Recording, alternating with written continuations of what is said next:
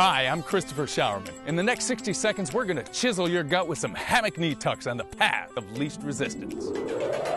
To form your hammock on a park bench, put the handles of your leashes through the top slide of the bench, wrap around the outside of the vertical support and pull the clips through the handles, then clip the clips together on the backside of the bench. On a sturdy fence, make your hammock by looping your leash handles over a horizontal bar, pull the clips through their own handles, then clip the clips together. You can also clip your hammock onto the chains between two swings for an added challenge. Put the front of your ankle in the hammock and plank out on your elbows. You can place a towel under your arms for added comfort. Then squeezing your abs, drive your knees towards your face, forcing your butt up in the air. Control back down into a plank again. Once this is easy, you can increase the resistance on hammock knee tucks by pausing longer at the apex of the motion.